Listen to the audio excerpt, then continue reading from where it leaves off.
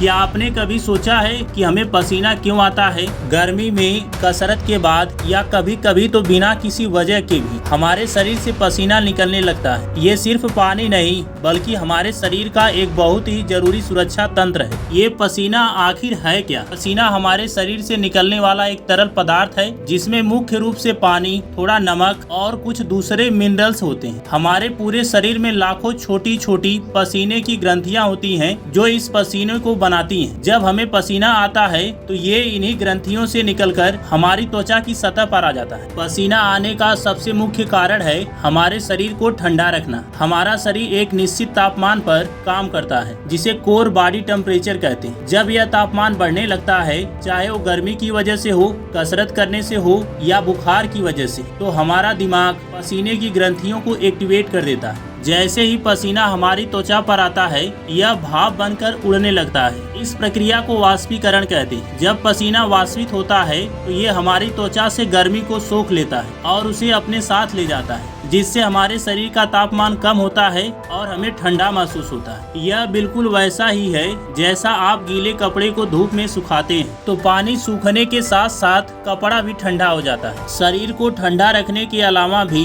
पसीना आने के कुछ और कारण हो सकते हैं, जिसमें से एक कारण है तनाव और घबराहट। जब हम तनाव में होते हैं या घबराते हैं तो हमारा शरीर एड्रेनालाइन जैसे स्ट्रेस हार्मोन्स रिलीज करता है, जिससे पसीने की ग्रंथियां ज्यादा सक्रिय हो जाती हैं। इसलिए कभी कभी इंटरव्यू या एग्जाम से पहले हमें पसीना आने लगता है। अगला कारण है मसालेदार भोजन। कुछ मसालेदार खानों में ऐसे कंपाउंड होते हैं जो हमारे नर्वस सिस्टम को ट्रिगर करते हैं, जिससे शरीर का तापमान बढ़ने का एहसास होता है और हमें पसीना आता है। अगला कारण है कुछ बीमारियां या दवाएं। बुखार, हाइपरथायराइडिज्म जैसी कुछ बीमारियां या कुछ दवाएं भी पसीने का कारण बन सकती हैं। अगर आपको बहुत ज्यादा पसीना आता है बिना किसी साफ वजह के, तो डॉक्टर से सलाह लेना अच्छा रहेगा। पसीना हमारे शरीर के लिए बहुत जरूरी है, लेकिन इससे जुड़ी कुछ बातें ध्यान में रखना भी जरूरी है। हाइड्रेटेड रहें, क्योंकि पसीने के साथ साथ पानी और मिनरल्स निकलते हैं, इसलिए खूब पानी पीकर खुद को हाइड्रेटेड रखना बहुत जरूरी है। पसीने की गंध। पसीने में तो वैसे कोई गंध नहीं होती,